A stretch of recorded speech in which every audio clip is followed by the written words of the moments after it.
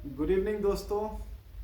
रहना है सदैव अटल, रहना है सदैव अटल, सीखा है हमने आपसे बस यही एक प्रण।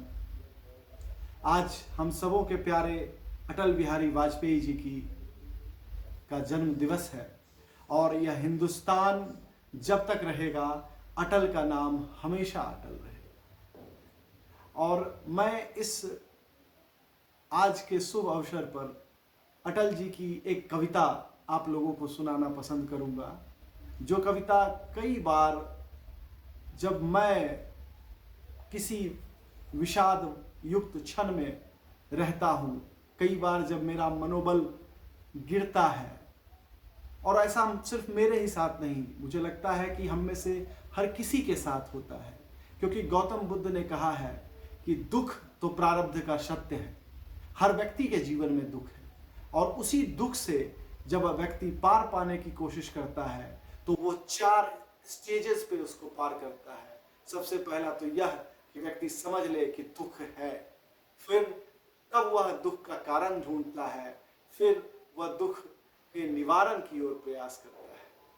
तो अटल जी की ये कविता आप में से उन सभी व्यक्तियों को जो किसी न किसी कारण से दुखी है, जो चाहे वो करियर की हो, चाहे वो परिवार की हो, चाहे वह जीवन की अन्य विपरीत समस्याएं हों, उन सभी समस्याओं से किस तरीके से जूझना है, कैसे पार पाना है, वह हम वाजपेयी जी की इन कविताओं के माध्यम से बहुत अच्छे तरीके से समझ सकते हैं, उन्हें हम अपने जीवन में उतार सकते हैं और उसके बाद ही हम अपने आप को फिर से संचित करके, अपनी ऊर्जा को संचित करके फिर से नए विकास की ओर, फिर से नए प्रभात की ओर अग्रसर हो सकते हैं। तो इस कविता का शीर्षक है आओ फिर से दिया जलाए, आओ फिर से दिया जलाए। भरी दोपहरी में अंधियारा, भरी दोपहरी में अंधियारा, सूरज परछाई से हारा।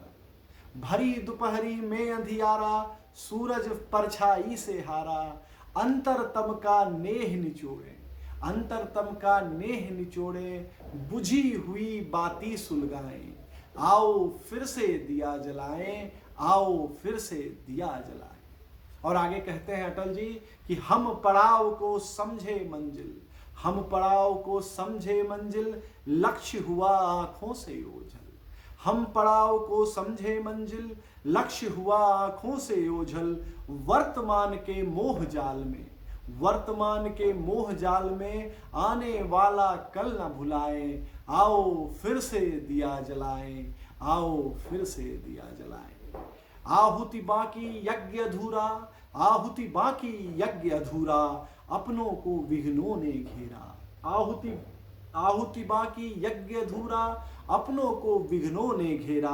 अंतिम जय का वज्र बनाने, अंतिम जय का वज्र बनाने, नव दधीची हड्डियां गलाएं। नव दधीची, यहाँ वो हिंदुस्तान की वर्तमान पीढ़ी को नव दधीची के नाम से संबोधित करते हैं कि अगर यह पीढ़ी अपने मनोबल को, अपने विश्वास को पूरी तरीके से सबके सामने लाए तो वो फिर से एक विकसित भारत, एक विश्व गुरु भारत बना सकता है। आओ फिर से दिया जलाएं, आओ फिर से दिया जलाएं। जय हिंद दोस्तों।